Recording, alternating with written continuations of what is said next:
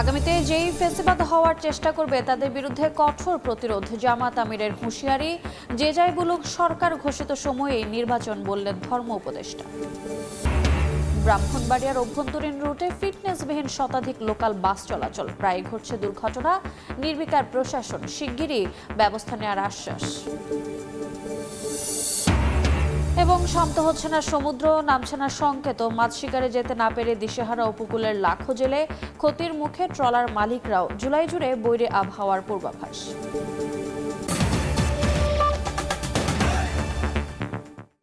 আমন্ত্রণ সময় সংবাদের নিয়মিত আয়োজন বিভাগীয় সময়। থাকছে সপ্তাহের 7 দিন ভিন্ন ভিন্ন বিভাগের সংবাদ নিয়ে। আজ থাকছে চট্টগ্রাম বিভাগ, সঙ্গে আছি আমি রোজা চৌধুরী। আগামীতে যেই ফ্যাসিবাদ হওয়ার চেষ্টা করবে তাদের বিরুদ্ধে কঠোর প্রতিরোধ গড়ে তোলার হুঁশিয়ারি দিয়েছেন জামাত ইসলামের আমির ডক্টর শফিকুর রহমান। সকালে কুমিল্লায় পথসভায় অংশ নিয়ে এ কথা বলেন তিনি। রাজনৈতিক দলগুলো নিজেদের না সামলালে জনগণই তাদের সামাল দেবে বলেও এ সময় মন্তব্য করেন তিনি। শহীদদের রক্তের সঙ্গে কেউ বেইমানি করলে তাদের প্রতিহত করার আহ্বানও জানান জামাত আমির। বলেন, জামাত যেন তেন নির্বাচন চায় না। এদিকে বিকেলে ফেনীতে জামাত ইসলামী আয়োজিত সুধী সমাবেশে বক্তব্য দেবেন ডক্টর শফিকুর রহমান।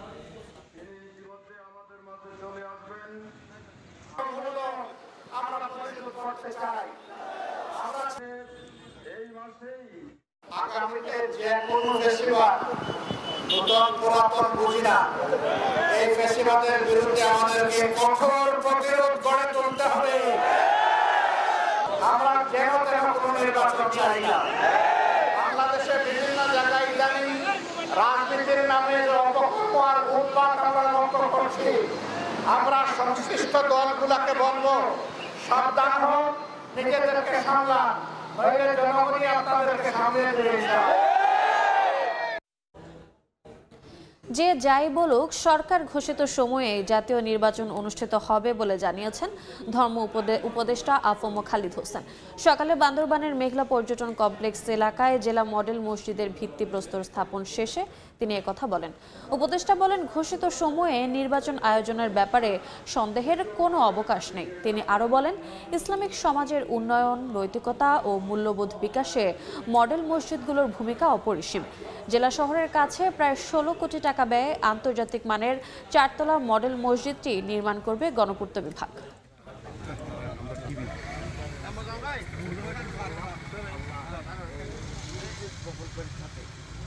প্রধান উপদেষ্টা ইতিমধ্যে ঘোষণা দিয়েছেন, সেই ঘোষণা তিনি দিয়েছেন, সেই ঘোষণা অনুযায়ী নির্বাচন হবে।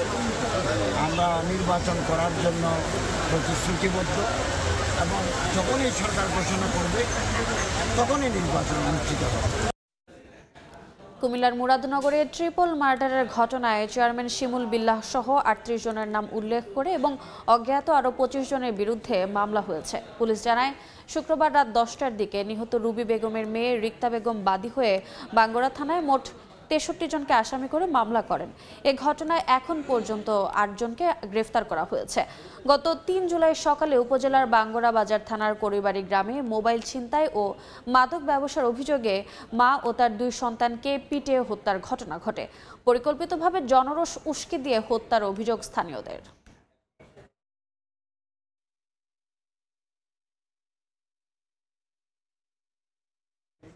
কুমিল্লার মুরাদনগরে নারীকে নির্যাতনের ভিডিও ছড়িয়ে দেওয়া মামলার আরেক আসামি শাহপরানকে কারাগারে পাঠিয়েছেন আদালত।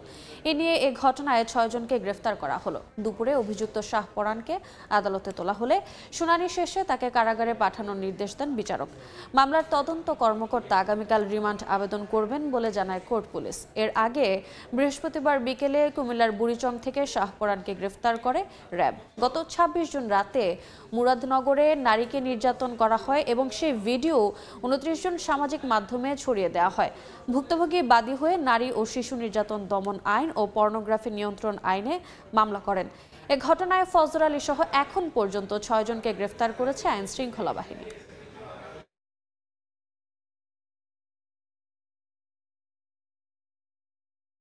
শাহপরান সে গ্রেপ্তার হয়েছেন এবং তাকে গ্রেপ্তার করে বিজ্ঞ আদালতে সোপর্দ করা হয়েছে। বিজ্ঞ বিচারক আমলি আদালত 11 এর বিচারক মমিনুল বিজ্ঞ ম্যাজিস্ট্রেট মমিনুল স্যার তাকে জেলা কারাগারে সিডাব্লিউ মলে প্রেরণ করেছে।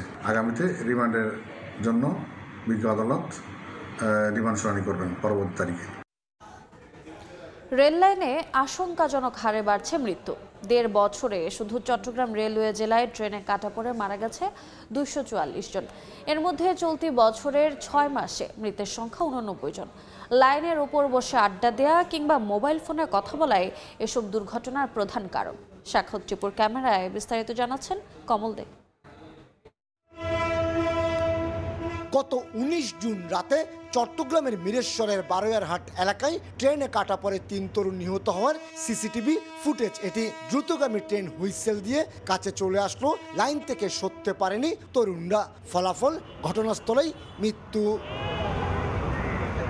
রেলওয়ে পুলিশের তথ্য মতে চট্টগ্রাম রেলওয়ে জেলায় গত ১.৫ বছরে ট্রেনে কাটা পড়ে মৃত্যু হয়েছে ২৪৪ জনের। ২০২৪ সালে মারা যাওয়া ১৫৫ জনের মধ্যে ১১২ জনই রেল লাইনের উপর বসে আড্ডা দেওয়া কিংবা রেল লাইন ধরে হাঁটতে গিয়ে দুর্ঘটনার শিকার। কানে হেডফোন দিয়ে রেল লাইনের উপর হাঁটে এবং সেই ক্ষেত্রে তারা রেলের সাইরেন শুনতে না পেয়ে অ্যাক্সিডেন্টালি মারা যায়। দ্রুত রেল ক্রসিং পার হতে গিয়ে গত বছর ২৯ এবং চলতি বছর ২৬ জনের মৃত্যু হয়েছে।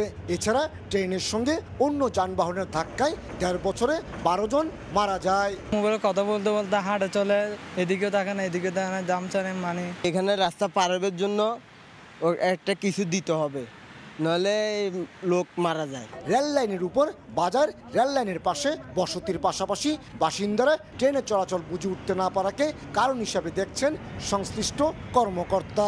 ট্রেনের যে ব্রেকিং সিস্টেম কমপক্ষে ১০০ মিটার আগে থেকে ব্রেক করতে হয়। এখন মানুষজন অসতর্ক হয়ে রেল লাইনের উপর দিয়ে হাঁটে এবং বিশেষ করে তারা কানে আপনার হেডফোন লাগায়, ইয়ারফোন লাগায়, মোবাইল দেয়, এই জন্যই এই কাটাকাটিটা বেশি হচ্ছে। চট্টগ্রাম রেলওয়ে জেলায় ৫০০ কিলোমিটারের বেশি প্রধান শাখা রেল লাইন রয়েছে। অসচেতনতা, অসতর্কতা, একই সাথে খামখেয়ালিপনা, এ ধরনের অন্তত ১০টি কারণে রেল লাইনে মৃত্যুর হার বেড়েই চলছে। কমল দে, সময় সংবাদ, চট্টগ্রাম। এ বিষয়ে আরো জানাতে চট্টগ্রাম টাইগার পাস এলাকায় আছেন সহকর্মী কমল দে। সরাসরি যাচ্ছে তার কাছে। কমল, যতদিন পর্যন্ত মানুষ রেল লাইন কেন্দ্রিক সচেতন হবে না, খামখেয়ালিপনা কমবে না, ততদিন পর্যন্ত মৃত্যু হার কমানো যাবে না। এটি আমার কথা নয়, এটি বলছেন রেলের ঊর্ধ্বতন কর্মকর্তারা, বলছেন জিআরপি পুলিশের কর্মকর্তারা। তারা বলছেন যখন রেল ক্রস হয় তখন কিন্তু রেলকে থামানো যায় না, কিন্তু সাধারণ মানুষ খুব ঝুঁকিপূর্ণ অবস্থায় রেল লাইন পারাপার হচ্ছে, রেল লাইনের উপরে হাঁটছে, রেল লাইনে মোবাইল নিয়ে চলাচল করছে, আর এর ফলে কিন্তু দুর্ঘটনার পরিমাণ কমছে না, বরং দিন দিন বেড়ে চলেছে। ২০২৪ সালে চট্টগ্রাম অঞ্চলে যেখানে মারা গিয়েছিল ১৫৫ জন, সেখানে এবছর মারা গেছে ৮৯ জন। আমরা যদি বলি যে রেল, আমি একটু দেখানোর চেষ্টা করি, রেল ক্রস করে যাচ্ছে কিন্তু সাধারণ মানুষ রেল লাইনের উপর উঠে যায় এবং তখন রেল লাইন থামানো যায় না, মৃত্যু অবতারিত হয়ে যায়। সর্বশেষ গত ১৯ জুন যে ঘটনা মিরেশ্বরায় ঘটেছে সেটি হলো ৫ বন্ধু রেল লাইনের উপর আড্ডা মারছিল এবং রেল যখন চলে তারা বুঝতে পারেনি ৩ জনে মারা গেছে। এক্ষেত্রে নতুন রেল লাইন হলে সেখানে মানুষ আড্ডা মারছে, বাড়ির পাশে রেল লাইনে আড্ডা মারছে, কিন্তু ট্রেন কখন আসছে বা ট্রেন কখন যাচ্ছে সেটা তাদের কোনো হুঁশজ্ঞান থাকে না। এবং রেল লাইনের উপর সবচেয়ে যেটা মারাত্মক সেটি হলো তারা মোবাইল ব্যবহার, অর্থাৎ তরুণদের মধ্যে একটি অংশ দেখা যায় রেল লাইনের উপরে এসে মোবাইলে কথা বলছে, যে মোবাইল যখন রেল লাইন যখন চলে, রেল যখন চলে তখন তারা সংকেতটা বুঝতে পারে না, হুইসেল দেওয়ার পরও তাদেরকে রোধ করা যাচ্ছে না। রেলওয়ে কর্মকর্তারা বলছেন, আমরা বিষয়ে জানতে চেয়েছিলাম, তারা বলছেন যতক্ষণ না মানুষ সাধারণ সচেতন হবে না ততক্ষণ পর্যন্ত রেল দুর্ঘটনা রোধ করা যাবে না। অর্থাৎ বিশেষ করে যে ট্রেনের যে রেল লাইন ধরে হাঁটা, রেল লাইনের উপর গল্প করা, রেল লাইনের উপর বাজার বসা, এবং আরেকটি বিষয় লক্ষণীয় সেটি হলো রেল যখন অতিক্রম করে ঠিক আগে সিগন্যাল পরে তখন কিন্তু রং সাইড দিয়ে বা অন্য পাশ দিয়ে মানুষ চলে যাওয়ার চেষ্টা করে, তখন সেটিতেও কিন্তু মৃত্যুর হার হচ্ছে, অর্থাৎ মানুষ মারা যাচ্ছে, দুর্ঘটনা ঘটছে। কারণ রেল নিয়ন্ত্রণ করা যায় না, যেটি বলেছেন অন্তত ১০০ মিটার দূর থেকে রেলকে যদি কোথাও থামতে হয় ১০০ মিটার আগে থেকে তাকে ব্রেক করতে হয়। যখন একজন পথচারী কিংবা একজন শিক্ষার্থী বা একজন তরুণ যখন রেলের উপর চলে আসে সেটা তখন রেল ব্রেক করা যায় না বা রেল ব্রেক ব্রেক করতেও পারে না। ঠিক একই অবস্থা এই কারণে দুর্ঘটনার পরিমাণটা বাড়ছে বলে জিআরপি এবং আমাদেরকে রেল কর্মকর্তারা বলেছেন। আর বিশেষ করে রেল লাইন কিন্তু ঢাকা চট্টগ্রাম যে রেল লাইন, সেই রেল লাইনের উপর যে বাজার বসে যাওয়া, আড্ডা জমানো এবং ওষুধ বিক্রি করা, বিভিন্ন ধরনের উপকরণ হয়ে যায় এখানের মধ্যে। আর এটি হচ্ছে মূলত যে মৃত্যু যে দুর্ঘটনা সের অন্যতম কারণ। আমরা দেখেছি প্রায় 10টি কারণ শনাক্ত করেছে রেলওয়ে কর্তৃপক্ষ। সেটি হলো রেল লাইন ধরে হাঁটা, মোবাইলে কথা বলা, আড্ডা দেওয়া, বাজার বসা, ওষুধ বিক্রি করা, হাট বাজার বসা, এসব কারণে মূলত রেল লাইন কেন্দ্রিক মৃত্যুহার বাড়ছে বলে রেলওয়ে কর্মকর্তারা আমাদেরকে জানিয়েছেন। যেটি 2024 সালে ছিল 155 জন, আর গত 6 মাসে মারা গেছে 89 জন। সর্বশেষ গত 19 জুন মারা গেছেন বিদেশরাইতে 3 জন। তো এখন পর্যন্ত আমার কাছে এ ছিল যে চট্টগ্রাম অঞ্চলে নানা কারণে যে রেলের উপর যে রেল লাইন কেন্দ্রিক যে দুর্ঘটনাগুলি বাড়ছে তার সর্বশেষ। সরাসরি যুক্ত ছিলাম চট্টগ্রামের টাইগার পাস এলাকায়। বিভাগীয় সময় আরও থাকছে। 13 চিকিৎসকের বিপরীতে কাজ করছেন মাত্র 3 জন। অ্যানেস্থেটিস্ট না থাকায় বন্ধ অপারেশন সংকটে জর্জরিত রামগড় স্বাস্থ্য কমপ্লেক্স। সমাধানের দাবি এলাকাবাসীর। অর্থ এবং বিজ্ঞান ও প্রযুক্তি উপদেষ্টা ডক্টর সালেহুদ্দিন আহমেদ বলেছেন, খারাপ ব্যাংকগুলোকে সরকার বাংলাদেশ ব্যাংকের মাধ্যমে পুনর্বাসন করছে। দুপুরে ব্রাহ্মণবাড়িয়ার নবীনগরে ঊর্ধ্বতন সরকারি কর্মকর্তাদের সঙ্গে মতবিনিময় শেষে একথা বলেন তিনি। ব্যাংক এখানে মোটামুটি কিন্তু এখন এই বাংলাদেশ ব্যাংকের সাথে যেগুলো খারাপ ব্যাংক আছে সেগুলো পুনর্বাসন করতে চেষ্টা করছে। ইসলামী ব্যাংক একটা বড় একটা এক্সাম্পল। অন্যান্য ব্যাংকের যে একটা আইন হয়েছে ব্যাংক রেজুলিউশন অ্যাক্ট, এটা প্রথম এখানে শর্তটা হলো যারা টাকা পয়সা জমা দিয়েছে বিভিন্ন ব্যাংকে তাদের টাকা পয়সা সরকার ফেরত দেওয়ার জন্য অঙ্গীকারবদ্ধ, মানে কারো টাকা মার যাবে না, হয়তো সময় লাগতে পারে। যান্ত্রিক ত্রুটির কারণে চট্টগ্রাম শাহ আমানত আন্তর্জাতিক বিমানবন্দরের রানওয়েতে আটকা পড়া বিমানটি সরিয়ে নেওয়া হয়েছে। এতে প্রায় 2 ঘন্টা পর স্বাভাবিক হয়েছে বিমান চলাচল। বিমানবন্দর কর্তৃপক্ষ জানায়, 419 জন যাত্রী নিয়ে মদিনা থেকে সকাল 9:30টায় বাংলাদেশ বিমানের VG-138 ফ্লাইটটি শাহ আমানত বিমানবন্দরে অবতরণের পর যান্ত্রিক ত্রুটি দেখা দেয়। এতে রানওয়ে 23 প্রান্তে আটকা পড়ে বিমানটি। ব্যাহত হয় বিমান ওঠানামা। তবে যাত্রীরা সবাই নিরাপদে ছিলেন। পরে সকাল 11:30টার দিকে বিমানটি সরিয়ে নিলে স্বাভাবিক হয় বিমান চলাচল।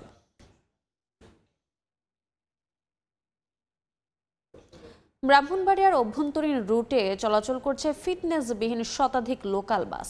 এসব বাসের কারণে প্রায় দুর্ঘটনা ঘটলেও নির্বিকার প্রশাসন। মালিকপক্ষের দাবি, তাদের বাসে সমস্যা নেই বলেই চলাচল করছে। তবে শিগগিরই প্রয়োজনীয় ব্যবস্থা নেওয়া হবে বলে জানিয়েছে প্রশাসন। হৃদয়পালের ছবিতে উজ্জ্বল চক্রবর্তীর রিপোর্ট। ঢাকা সিলেট ও চট্টগ্রাম সিলেট মহাসড়কের ব্রাহ্মণবাড়িয়া অংশে চলছে হলুদ রঙের লোকাল বাস। দূর থেকে ভালো মনে হলেও এসব বাসের অবকাঠামো ভাঙ্গা, নেই সিগন্যাল বাতিও, হেডলাইট, লুকিং গ্লাস, এমনকি বাসের সামনের অংশের বড় গ্লাসে রয়েছে জোড়াতালি। এমন পরিস্থিতিতে ঘষা মাজা আর চকচকে রং মেখে রাস্তায় নামানো হচ্ছে ঝুঁকিপূর্ণ এসব বাস।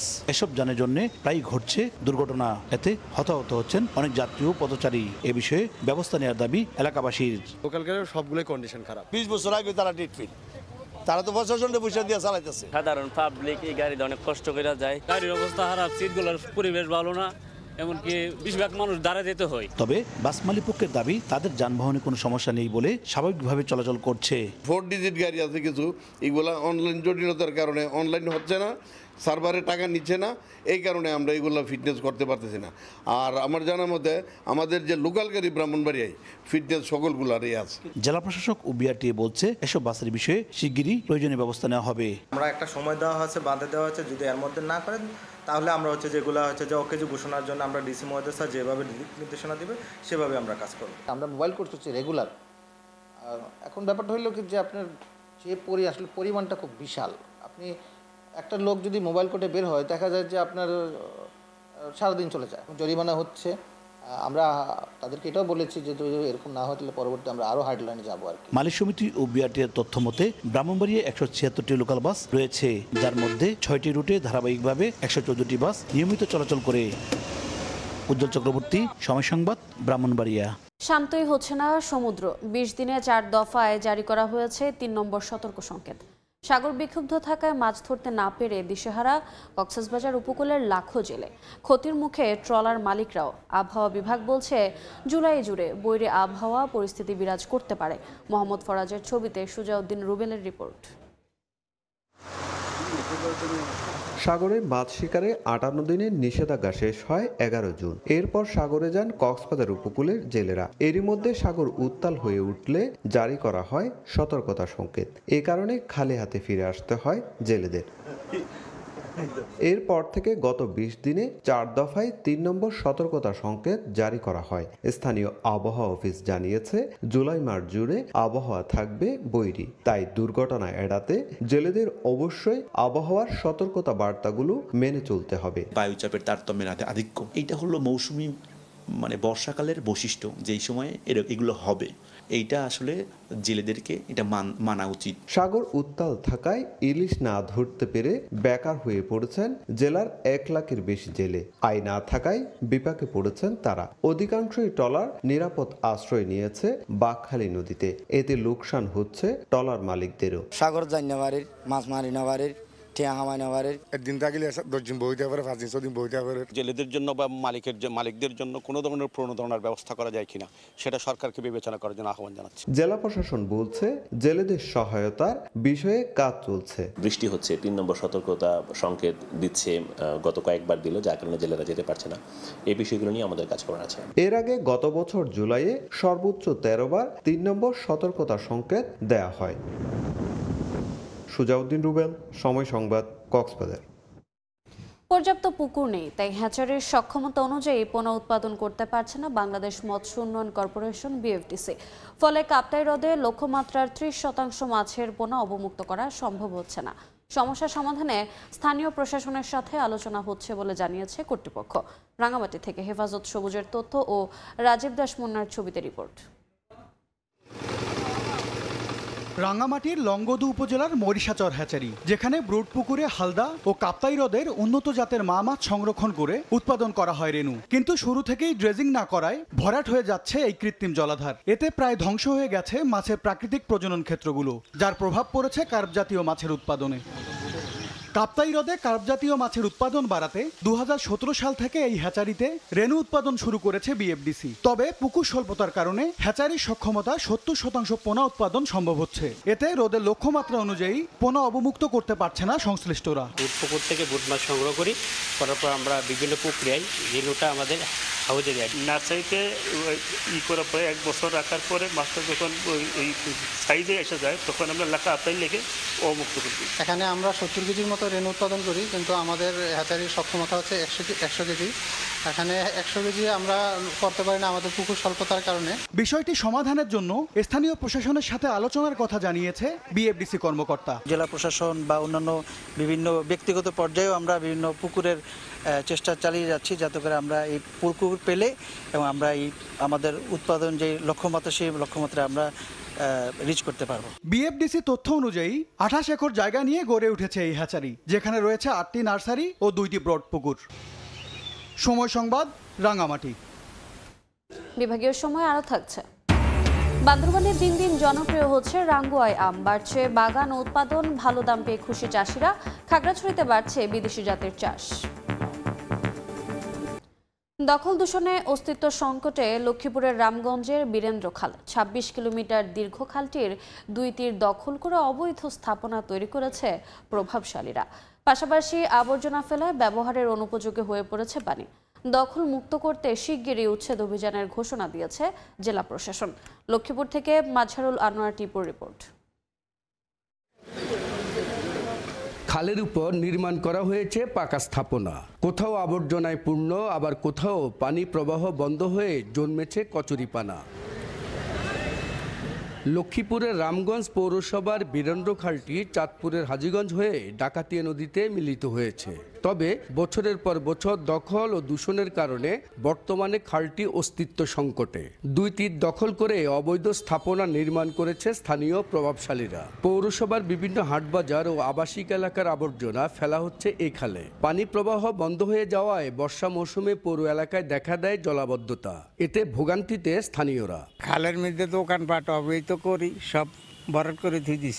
আবর্জনা, পলিথিন, এই যেগুলো ফালাই এগুলো গন্ধ হয়ে গেছে।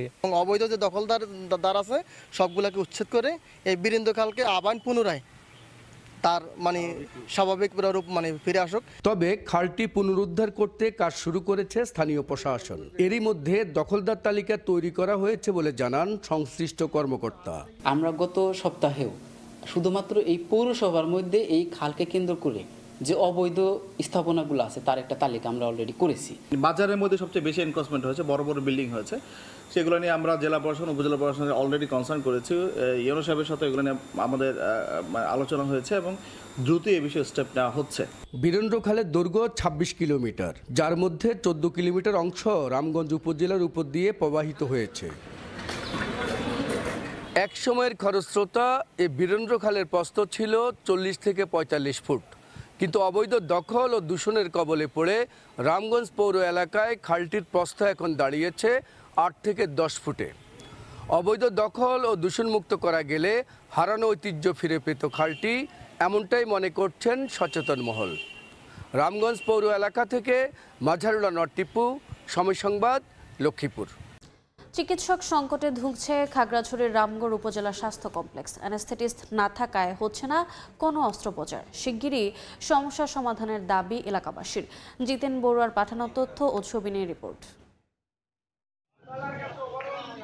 ২০১৮ সালে খাগড়াছড়ির রামগড় উপজেলা স্বাস্থ্য কমপ্লেক্সকে ৩১ শয্যা থেকে ৫০ শয্যায় উন্নীত করা হয়। তবে এরপর পদায়ন করা হয়নি প্রয়োজনীয় জনবল। বর্তমানে হাসপাতালটিতে ১৩ জন চিকিৎসকের স্থলে কর্মরত মাত্র ৩ জন। মেডিসিন, সার্জারি, চক্ষু, অর্থোপেডিক এবং চর্মরোগ বিভাগে কোনো বিশেষজ্ঞ নেই।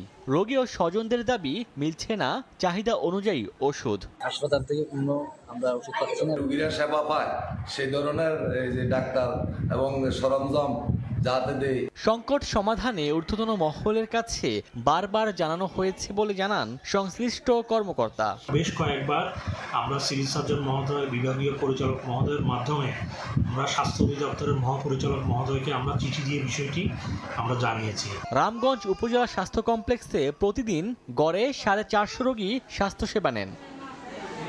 সময় সংবাদ, খাগড়াছড়ি। ফেনীতে নতুন করে ২ জনের ডেঙ্গু শনাক্ত হয়েছে। জেলা সদর হাসপাতালে বর্তমানে ভর্তি ৬ জন রোগী আর মোট আক্রান্ত ১৭ জন। এ বিষয়ে বিস্তারিত জানাতে ফেনী জেনারেল হাসপাতাল থেকে সরাসরি যুক্ত হচ্ছেন সহকর্মী আতিয়ার সজল।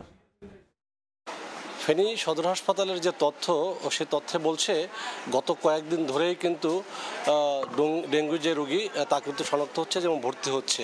তাতে করে বোঝা যাচ্ছে যে চলতি মাস থেকেই কিন্তু মূলত ডেঙ্গু রোগের যে প্রভাব সেটা কিন্তু বাড়তে শুরু করেছে। আমরা তথ্য উপাত্ত যেটিকে পেয়েছি, ফেনী ২৫০ শয্যা বিশিষ্ট যে জেনারেল হাসপাতাল রয়েছেন, এখানকার তত্ত্বাবধায়ক ডাক্তার কামরুজ্জামান আমাদেরকে জানিয়েছেন পুরো বছর জুড়ে এখানে কিন্তু মোট ১৮ জন রোগী শনাক্ত হয়েছিল। তার মধ্যে চলতি এই মাসের শুরুর দিকেই কিন্তু ৮-৯ জন রোগী শনাক্ত হয়ে গিয়েছে। আজও এখান থেকে ৪ জন ডেঙ্গু রোগী চিকিৎসা নিয়ে বাসায় ফিরেছেন এবং প্রতিদিন ৩০-৩৫ জন করে এখানে জ্বর বা বিভিন্ন উপসর্গ নিয়ে ভর্তি হয়ে এখান থেকে ২-৪ জন করে প্রতিদিন শনাক্ত হচ্ছে এবং এ নিয়ে কিন্তু স্বাস্থ্য বিভাগ কিছুটা সতর্ক অবস্থানে রয়েছে এবং স্থানীয়রা বা বিভিন্ন পক্ষ থেকে বলা হচ্ছে যে বিভিন্ন জায়গায় যে ঝোপঝাড় এবং যে বিভিন্ন জায়গায় নালা, এগুলো পরিষ্কার পরিচ্ছন্নতার দিকে তেমন মনোভাব না থাকায় বা এদিকে অগ্রগতি না থাকায় এ ধরনের রোগীর সংখ্যা বাড়ছে এবং ডেঙ্গু আক্রান্তর ঘটনাও বাড়ছে এবং এটা কিছুটা উদ্বেগ ছড়িয়েছে সংশ্লিষ্ট মহলে। এবং স্বাস্থ্য বিভাগ যেটা বলছে, উদ্বিগ্ন না হয়ে তারা যেন সতর্ক অবস্থানে থাকে এবং সব মিলেই কিন্তু তাদের যে প্রস্তুতির কথা বলা হয়েছে, এখানে যে ডেঙ্গু রোগীর জন্য যে কিট পরীক্ষার জন্য প্রায় ১৩০০ কিট এই হাসপাতালে মজুদ রয়েছে। যদিও একটি এই হাসপাতাল বা সদর হাসপাতালের চিত্র ২৫০ শয্যা সরকারি হাসপাতালটি, আমরা যতদূর খবর নিয়েছি এছাড়া যে প্রাইভেট হাসপাতালগুলো রয়েছে সেখানে অনেক জায়গায় কিন্তু কিছু না কিছু রোগী ভর্তি হচ্ছে। আবার এখানে উদ্বেগজনক যে বিষয়টি লক্ষ্য করা গিয়েছে, আমরা অন্যান্য সময় দেখেছি যারা বিভিন্ন জায়গায় ট্রাভেল হিস্ট্রি রয়েছে বা বিভিন্ন জায়গা থেকে যাতায়াত করছে ঢাকা, চট্টগ্রাম বা ফেনীর বাইরের থেকে, তাদের ডেঙ্গু হতো, কিন্তু এখন যে সকল রোগী ধরা পড়ছে তাদের অনেকের সেই ট্রাভেল হিস্ট্রি নেই, তারা স্থানীয়ভাবে আক্রান্ত হচ্ছে এবং এই বিষয়টি গুরুত্ব সহকারে দেখার জন্য নাগরিক সমাজের পক্ষ থেকে বলা হচ্ছে যাতে করে ঝোপঝাড় পরিষ্কার সহ মশা নিধনের যে কার্যকর পদক্ষেপগুলো সংশ্লিষ্ট বিভাগগুলো যাতে নেয় সেই ব্যবস্থা যেন গ্রহণ করে সেই অনুরোধটি জানিয়েছে। এই ছিল আমার কাছে ডেঙ্গু আক্রান্তের ফেনীর হাসপাতাল থেকে সবশেষ খবর। সরাসরি যুক্ত ছিলাম ফেনীতে। বান্দরবানে জুম চাষের পাশাপাশি দিন দিন বাড়ছে রাঙ্গুয়ায় আমের চাষ। আমের বাগান, পাহাড়ের মাটি ও আবহাওয়া এ আম চাষের উপযোগী হওয়ায় ফলনও হচ্ছে ভালো। খেতে সুস্বাদু ও বাজারে চাহিদা থাকায় আম বিক্রি করে লাভবান হচ্ছেন চাষিরা। বান্দরবান থেকে সোহেল কান্তিনাথের ক্যামেরায় বিস্তারিত জানাচ্ছেন এনে জাকির। পার্বত্য জেলা বান্দরবান একসময় জুম চাষে নির্ভরতা থাকলেও বর্তমানে গড়ে উঠেছে নতুন নতুন আম বাগান। জেলায় আমরুপালি, হাড়িভাঙা ও রূপালি সহ বিদেশি বিভিন্ন জাতের আম বাগান থাকলেও রাঙ্গুয়ায় আমের বাগান সবচেয়ে বেশি। পাহাড়ের মাটি ও আবহাওয়া অনুকূলে থাকায় এবছর ফলন হয়েছে ভালো। প্রতি কেজি আম বাজারে বিক্রি হয় 30 থেকে 40 টাকায়। লাভজনক হওয়ায় স্থানীয় চাহিদা মিটিয়ে পাইকারি ব্যবসায়ীরা দেশের বিভিন্ন অঞ্চলে নিয়ে যাচ্ছে রাঙ্গুয়ায় আম। আমটা এত বেশি হয় এখানে বলা বাইরে, এই আমটা বান্দরবান ছাড়া কোথাও হয় না। বেশিরভাগ আচার এবং জুস তৈরি করা হয়। এদিকে সঠিক পরিচর্যার মাধ্যমে পাহাড়ে রাঙ্গুয়ায় আমের বাগান আরো বাড়বে বলে জানায় কৃষি বিভাগ। বাগানগুলোর পরিচর্যা করতে হবে এবং লিজ দিয়ে একেবারে 5 বছরের জন্য বিক্রি করে দেওয়াটা এটা ঠিক হবে না। বিভিন্ন এলাকায় ৭,১৬৭ হেক্টর জমিতে রাঙ্গুয়ায় আমের আবাদ হয়েছে। এনএ জাকির, সময় সংবাদ, বান্দরবান। এবারে জেনে নেব চট্টগ্রাম বিভাগের গত সপ্তাহের আলোচিত ঘটনা। পহেলা জুলাই রাতে এক ছাত্রলীগ কর্মীকে চট্টগ্রামের পটিয়া থানায় হস্তান্তর করেন স্থানীয় এনসিপি ও বৈষম্য বিরোধী ছাত্র আন্দোলনের নেতারা। গ্রেফতার না করায় থানার সামনে আন্দোলন করেন তারা। এ সময় তাদের উপর পুলিশ লাঠিচার্জ করে। এর প্রতিবাদে 2 জুলাই পটিয়া থানার সামনে রাস্তা অবরোধ করে দিনভর বিক্ষোভ করেন নেতাকর্মী ও শিক্ষার্থীরা। সন্ধ্যার পর প্রশাসনের আশ্বাসে কর্মসূচি প্রত্যাহার করে নিলে স্বাভাবিক হয় যান চলাচল।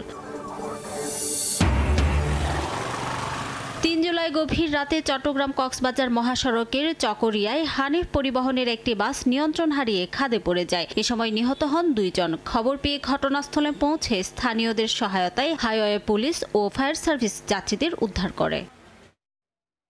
বিভাগীয় সময়ের শীর্ষ সংবাদগুলো জানিয়ে দিচ্ছে আরেকবার। আগামীতে যেই ফ্যাসিবাদ হওয়ার চেষ্টা করবে তাদের বিরুদ্ধে কঠোর প্রতিরোধ। জামাত আমিরের হুঁশিয়ারি, যে যাই বলুক সরকার ঘোষিত সময়েই নির্বাচন, বললেন ধর্ম উপদেষ্টা। এবং আশঙ্কাজনক হারে বাড়ছে ট্রেনে কাটা পড়ে মৃত্যু। 1.5 বছরে শুধু চট্টগ্রামে প্রাণ গেছে 244 জনের। রেল লাইনে আড্ডা, অসতর্ক চলাচল আর মোবাইল ফোনে কথা বলাই প্রধান কারণ। এই ছিল বিভাগীয় সময়। আগামীকাল থাকবো সিলেট ও ময়মনসিংহ বিভাগের আয়োজন নিয়ে। সঙ্গে থাকুন সময়ের।